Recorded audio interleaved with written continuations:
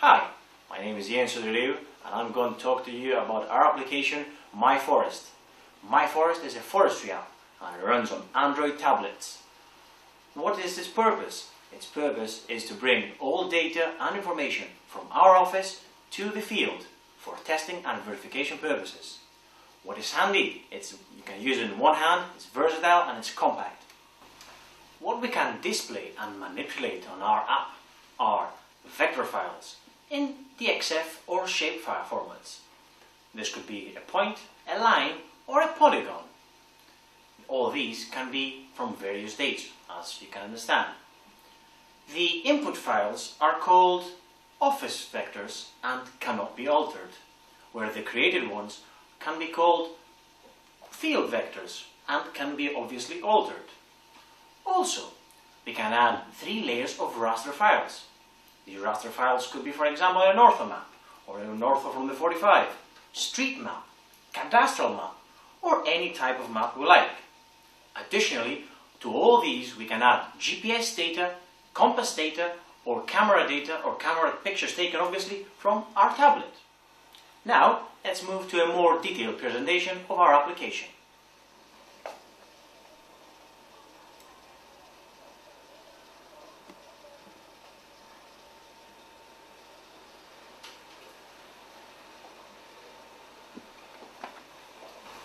All our files are kept in the directory under any given name, for example MyForest or MyCtima, and are brought into the tablet from a PC.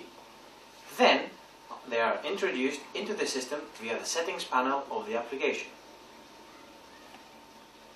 In this panel we can see the vector section, the format section, color or line width, and the raster file selection.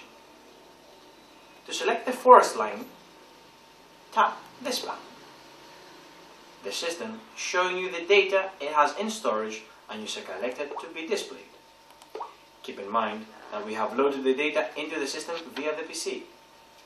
The format section is here, shape or DXF. Color layers are here.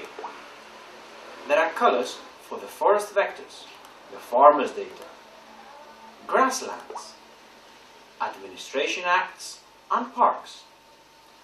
Also, the line width section for the above mentioned data is here. There is a variation scale from 1 to 10. The raster file section is here. To set the street layer, you select the street map button, you go to the forest directory where all files are kept, and you post the MapsForest file. Press the back key and see the street map on the screen. You can zoom up and down from here. Okay. You can pan like this.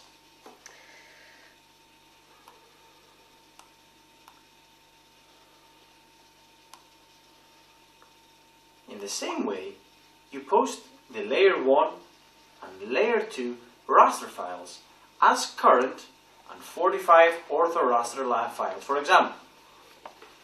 If the vector server is activated, the user will be able to load large DXF files and view them as large as the size of the monitor.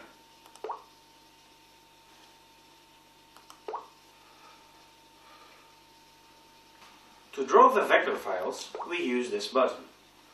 The system gives you the choice of drawing the current or 45 time data. Once the vectors are displayed, we can zoom up and down both vector or raster files.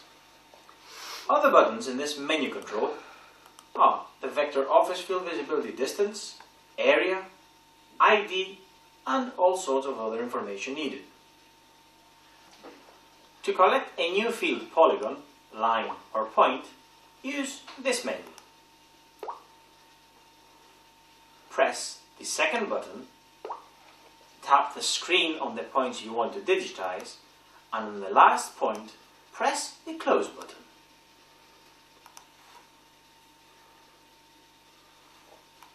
The system lets you enter some info tagged onto the polygon, line or point collected.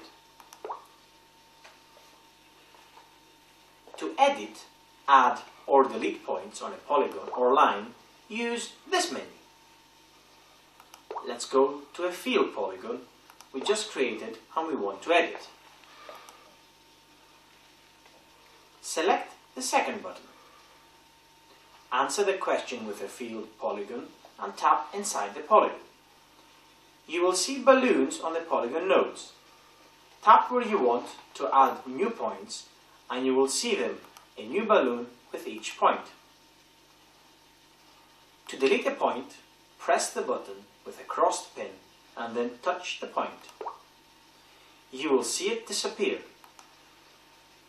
To undo the previous command, touch the undo button. You have 3 undo levels. To finalize the editing of a polygon, press the square with a check mark. You will see a keyboard where you can type a message for the edited polygon, for example, polygon 2. To see the area of the new polygon, place the Monder cursor inside the polygon and press the last button of the first menu bar. The system will display the polygon area. To see attributes of the polygon, press the I button on the same menu bar. The system will give the info table with all tagged polygon information. To delete a polygon, press the last button on the menu bar. The delete table will show asking you to declare what type of feature you want to delete: polygon, line or point. Once you answer this question, continue with tapping the particular feature. The system colors the selected polygon and asks you if you want to delete it or cancel. Special care has been taken for the GPS tracking, photo recording and administering this info.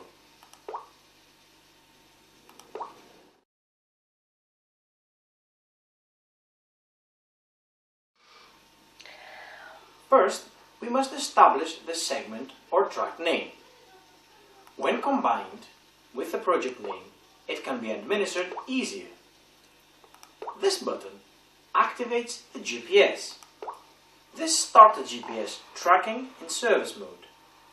These 6 icons are associated with start recording, pause and hide commands. To take a photo, position yourself facing at the point and holding the tablet horizontally until azimuth is established and hit the red display entry level. Tag any associated message to the established photo. Photos are geo-referenced and hold the azimuth. To view the GPS tracks, you must first select it and then view it with the associated commands. To upload them, transform them to another format, use the wheel by the track number. Select one from the display track list, transform them into KML GPX and send them via your tablet email application.